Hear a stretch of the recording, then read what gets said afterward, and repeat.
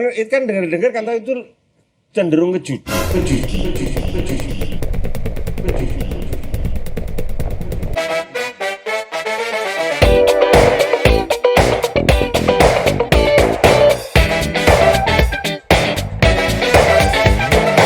Kenapa? Wes, balik nang kocak ngobrol kocak.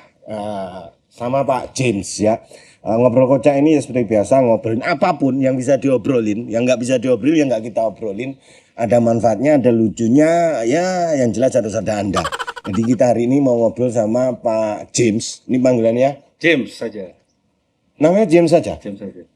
Maksudnya James saja atau James? Nama panjang. Nama panjang, nama belakang, nama belakang. Nama belakang James. Masa belakang nggak ada orang? belakang Anda nggak ada orang, masa nama belakang Anda Pak Jim? Nah, pertanyaannya nama belakang. Oh iya, nama lengkap. Nama lengkap. Nah, saya undang, bukan saya undang, kita janjian ketemu karena saya pengen belajar ngobrol, siapa tahu manfaat buat saya dan buat semuanya mengenai trading. Trading itu apa sebenarnya? Banyak orang sekarang trading, apa itu sebenarnya? Ya, jadi kalau kita bahas soal trading itu artinya kan sebenarnya dagang. Trade, Ya. tukar menukar, dagang.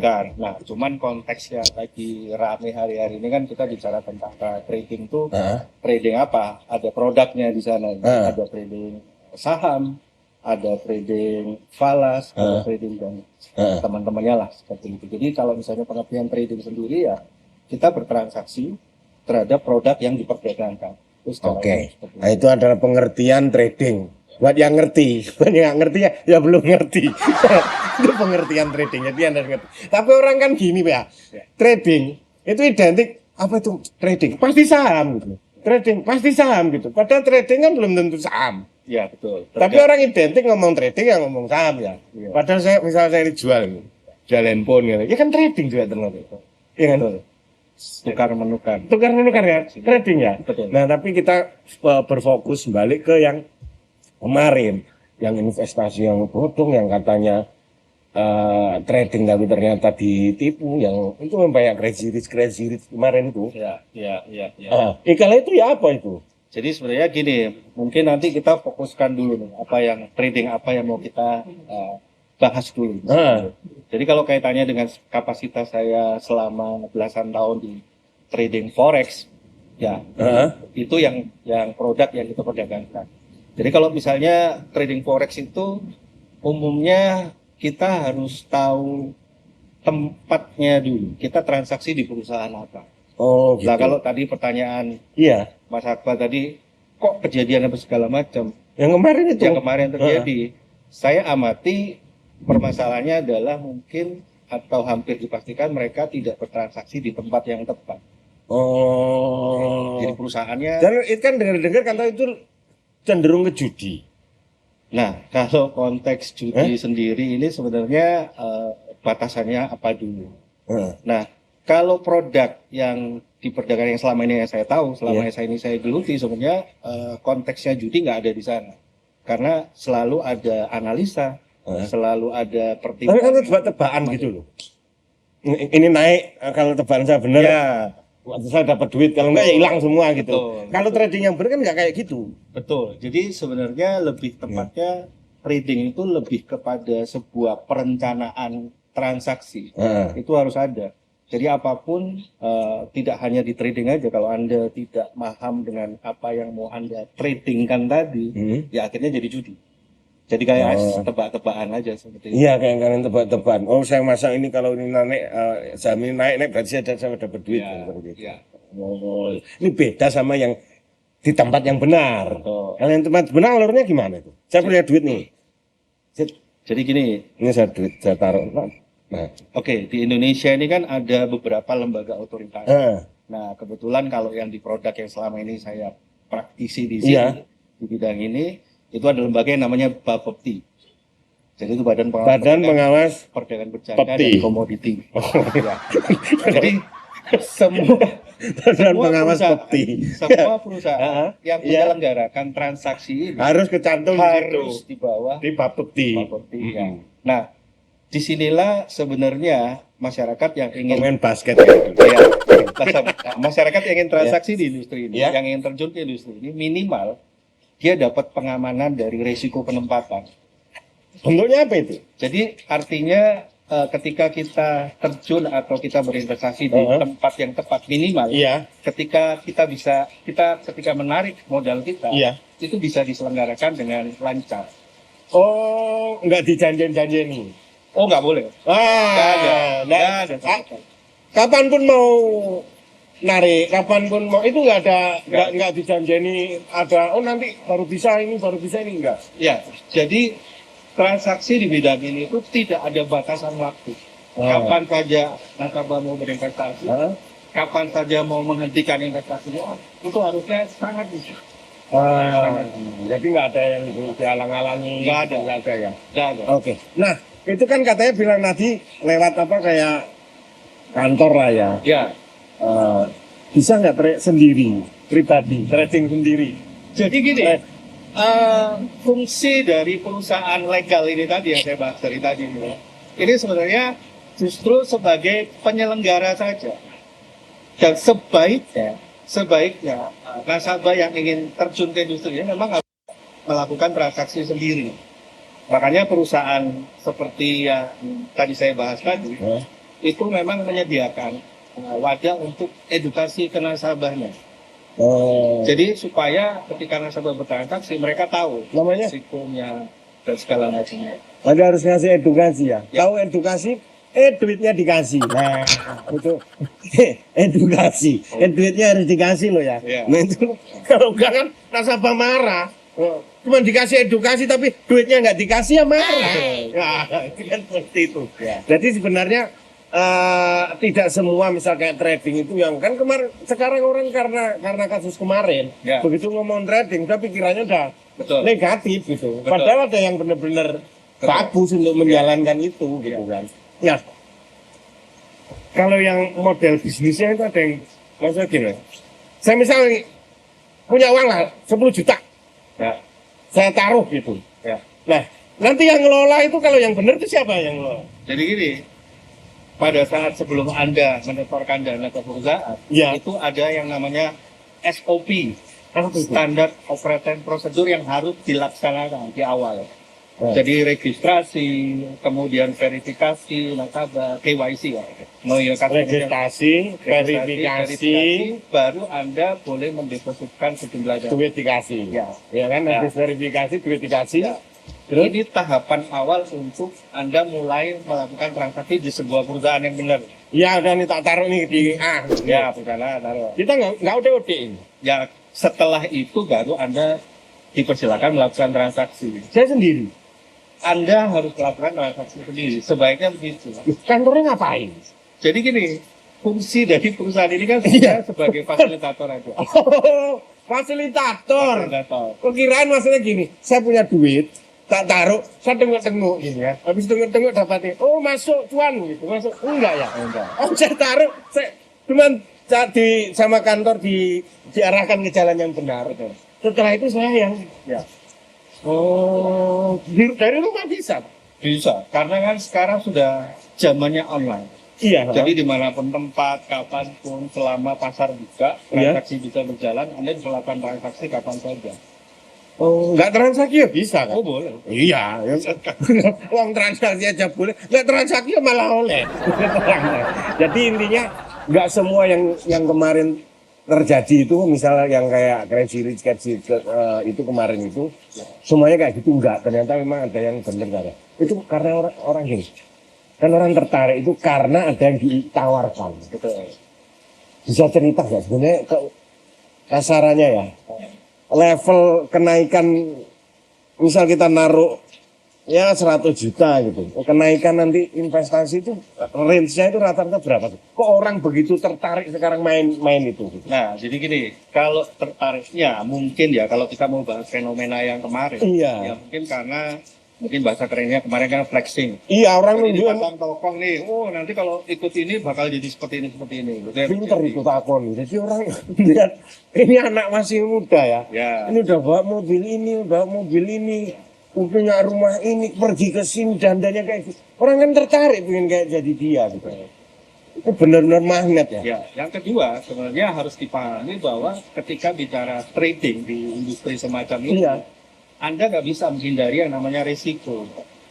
Resiko itu selalu ada. Iya. Jadi resikonya kalau boleh saya simpulkan ada 2 resiko besar. Resiko terhadap penempatan, tapi kalau Anda tadi pilih perusahaan yang benar, Iya. minimal resiko penempatan dana Anda ini lebih Safe ya, aman ya. ya. Karena di bawah naungan Bapepti, ada otorita, ada pengawasan, setiap saat bisa dicari hasilnya dan semua harus mengikuti prosedur. Ini yang aman tuh memang di bawah naungan Bapepti itu ya. Karena saya ini selama ini nggak aman. Karena naruh duit di bawah tekanan istri. Nah itu yang sangat nggak aman. Jadi, sangat susah. Di bawah naungan istri. Saya selama ini itu menyimpan duitnya di bawah naungan istri. Jadi nggak bisa ngapa-ngapain ya. Iya. Kalau ini di bawah naungan Bapepti. Betul. Nah, setelah resiko penempatan Anda sudah safe, nah baru harus realistis karena kita pun artinya nasabah juga harus berhadapan dengan resiko pengelolaan akhirnya. Nah, ini transaksi itu dagang ada untung ada rugi. Nah itu yang harus dihadapi. Makanya di klausul di awal nasabah itu harus sudah dijelaskan bahwa ini ada resiko seperti ini, ada resiko seperti ini, ada kewajiban seperti ini dan seterusnya. Maksudnya kalau walaupun yang resmi ya, itu juga ya tidak mesti untung ya juga tidak mesti rugi. Betul. Tetap ada faktor resiko. Ada. Namanya juga investasi, ya kan? Benar. Cuman yang tadi itu faktor resikonya lebih besar sekali. Betul. Yang kayak yang kemarin itu yang istilahnya binimu, investasi di binimu. Yang kayak kemarin itu faktor resikonya memang sangat tinggi sekali. Nah ini yang membedakan kan kemarin gini. Kalau saya baca ya. Ini begitu los ya udah hilang gitu ya. Kalau ini kan asal disimpan dan nunggu turun saya juga nggak hilang ya. Jadi gini, yang trading tadi kan. agak rancu lagi. Jadi gini, yang kemarin Ya binimu ya. binimu Ya. Nah, binimu yang kemarin itu Ya. kondisinya seperti ini. Sebenarnya transaksinya itu ada, Ya. tetapi ketika masuk ke Indonesia itu menjadi tidak legal. Karena mereka tidak berizin Bapepti sendiri. Jadi tidak ada izin dari otoritasnya sendiri. Nah, yang kedua, mungkin karena financial literacy, pengetahuan masyarakat tentang industri ini yang kurang paham, akhirnya mereka kejebak di sini. Lah kalau bicara detail lagi, ini sebenarnya lebih cenderung ke judi ya, karena ya itu tadi kemarin Mas Hamdan bilang tadi kan, oh itu tebak kalau nggak naik turun. Iya itu dalam waktu itu yang saya dengar sih, maksudnya nggak mendetail, saya dengarnya gitu. Makanya saya tadi nanya gitu, cuma nebak-tebakan aja gitu ya. Betul. Saya sama yang jalur yang seperti ini tadi. Ini kan orang misal pengen gitu, kan kalau trading saham itu kesannya kok mahal, nggak punya. Bisa dimulai dari angka berapa sih berapa? Jadi gini, beberapa perusahaan resmi itu memang ada mengalokasikan berapa sih minimal modalnya yang modal awal ya. Iya. Ya bisa mulai dengan 10 juta ke atas gitu. Itu sudah bisa mulai. Kan pikirannya orang kalau saham itu ya harus banyak gitu, harus modal retail kayak orang-orang itu bisa itu. Cuman memang kalau bicara tentang nominal, biasanya memang ada nominal tertentu yang untuk transaksi di industri ini lebih reliable lah, istilahnya lebih bisa secure lah. Oh, istilahnya 10 juta juga bisa. Cuman nggak krosong gitu. Itu istilah.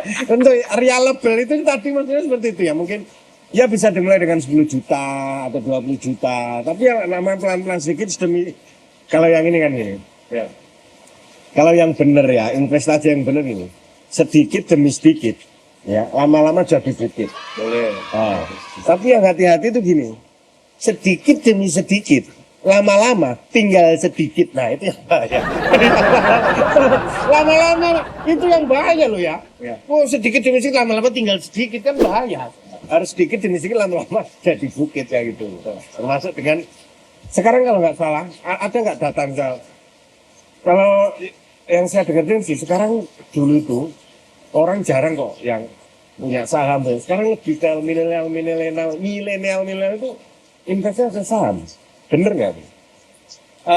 Jadi gini, ya saham kan bentuk salah satu produk. Iya, produk. Ada yang di saham, ada yang reksadana forex, gitu. ada yang di reksadana dan segala macam. Memang akhirnya tergantung pilihan. Iya. Orang mau berinvestasi Kemana? di mana? Lebih cocoknya dengan profil mereka masing-masing. Saya lebih suka transaksi di saham. Transaksi yang bikin deg-degan. Ya, saya mau suka transaksi di forex seperti Nah. itu.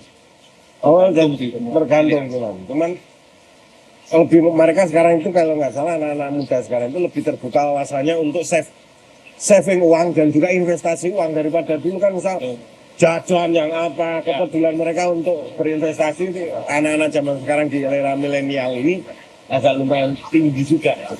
Oke. Nah, thank you ngobrolnya. Ada mungkin yang bisa dipesankan nih berkaitan dengan trading, apakah kita harus antisipasi antipati dengan trading, apakah kita juga bisa istilahnya Mas yang ngasih pesan bagus lo ini tapi harus begini mungkin ada yang bisa. Ya, mungkin pesan sosialnya lah. Iya, pesan sosial dari Mas Jim. Ya, jadi poinnya adalah satu, ketika Anda nanti ketemu dengan penawaran investasi Iya. yang menjanjikan keuntungan Iya. yang signifikan, Ya. itu harus hati-hati. Oh. Yang kedua, Ini berkaitan dengan itu. Real apa wajarnya berapa sih sebenarnya wajarnya? jadi gini, karena terlalu banyak variabel dalam pasar, Iya. kita tidak bisa menentukan segini sekian persen, semua bergantung kondisi pasar. Itu tinggi banget Ya, gitu. bisa saja, semua kemungkinan bisa terjadi. Oh iya. Tapi tetap kita harus waspada juga ya. Betul. Ya. Terus yang kedua, mungkin ketika nanti Anda ditawari oleh satu institusi ya, Iya. bukan instansi tertentu, Ah. Anda wajib mengecek. Yang ini yang wajib apa nih? Yang wajib dicek itu adalah legalitas terhadap investasi. Caranya gimana? Kadang mereka yang nyodorin aja. Contoh, misalnya kalau kita bicara tentang forex trading tadi, Anda bisa langsung ke situsnya Bapepti, www.bapepti.co.id. Di sana itu nanti akan muncul sejumlah perusahaan-perusahaan yang di bawah naungan dan resmi dan legal melaksanakan transaksi ini di Indonesia, di seluruh Indonesia. Nah, kaitannya kalau saya contoh ada perusahaan X, tinggal input aja di www.bapepti.go.id tadi. Kalau nggak muncul, harus waspada. Karena selama entitas atau perusahaan ini tidak di bawah naungan, itu mesti jadi question mark, pertanyaan besar. Diketik nggak muncul harus waspada. Nggak diketik muncul ya harus waspada. Siapa yang ngetik? Nah, Pasti lah. jadi harus tetap intinya berinvestasi apapun harus kita waspada. Betul. Dengan tawaran-tawaran yang menggiurkan yang kadang nggak masuk akal gitu. Iya, itu kan. Oke, tapi intinya ya sebagai orang itu istilahnya kalau punya rezeki investasi dalam bentuk apapun lah ya, untuk mempersiapkan kita di masa muda. Karena orang yang dulu itu paling nyimpen uang ya disimpan di bank aja. Kalau dihitung itu, ya, kadang nyimpen uang di bank itu kan nggak nambah. Kalau uangnya banyak banget sih nambah. Ya. Kalau uangnya hanya begitu, kadang juga nggak nambah. Ya. Tapi mari kita mulai belajar yang namanya investasi, tapi tetap harus berhati-hati. Ya. Oke, thank you. Habis ini mau kemana? Nggak bisa hujan. Iya. Paling ngopi biar rokok aja. Thank you. Lanjut kapan-kapan bertemu lagi. Semoga obrolan kita manfaat bagi kita semua. Tetap di Ngocak, ngobrol kocak.